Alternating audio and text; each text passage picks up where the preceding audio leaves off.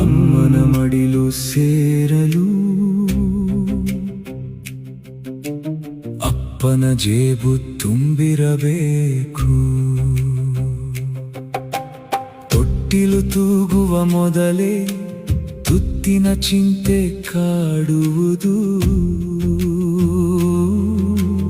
ಉಸಿರು ದೇವರ ಕೊಡುಗೆ, ಉಳಿಸಲು ಹಣದ ಬಾಡಿಗೆ.